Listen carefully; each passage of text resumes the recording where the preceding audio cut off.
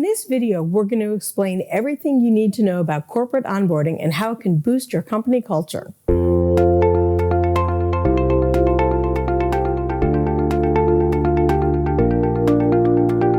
Hi, I'm Blum, Senior Instructional Designer at Roundtable Learning. A high-impact onboarding program is important for creating a great impression on your new hires.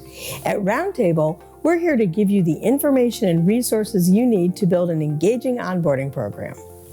Today, I'll be discussing why onboarding is important and the 4 phases that every program should have.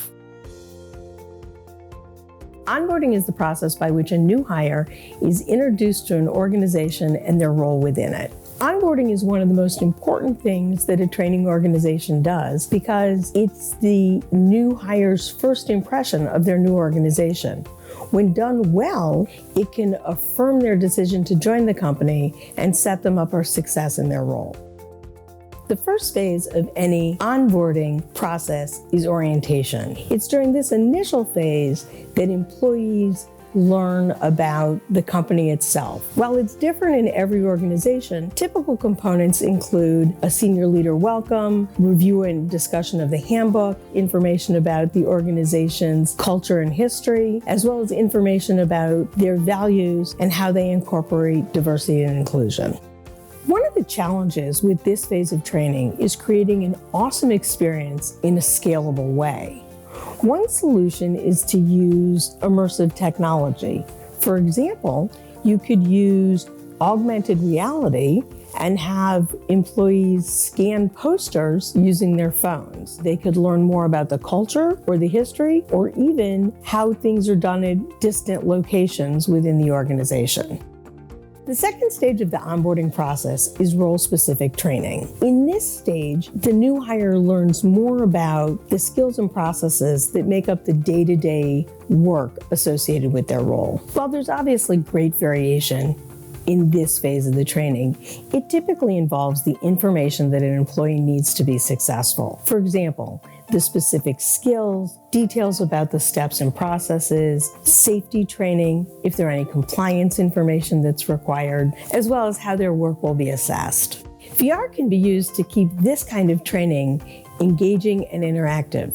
For example, a new employee can learn how to use a piece of equipment safely and effectively using 360 VR. Full VR can also be a great way to simulate hazardous environments. Employees are more likely to respond well in an emergency if they've actually practiced the skills and steps necessary in a VR environment.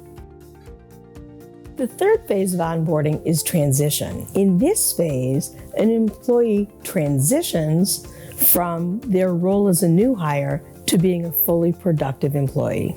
Depending on the structure of the organization, this transition phase usually takes place somewhere between 60 and 120 days. Unlike the first 2 phases, this phase focuses on the managers and making sure that they have the skills they need to support their teams. Using a blended approach, managers can learn key pillars of leadership like coaching and then practice with an immersive VR experience.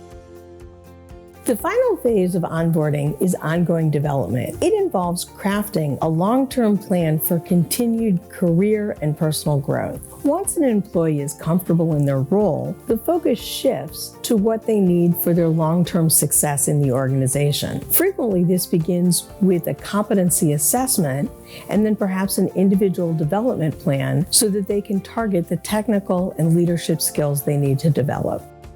Thanks for watching this video. Be sure to check out our article called How to Build a Powerful Onboarding Program with Extended Reality. The link is in the description below. As always, leave a like if you like this video, comment if you have any questions, and subscribe to the Training and Development channel for more videos on all things learning solutions.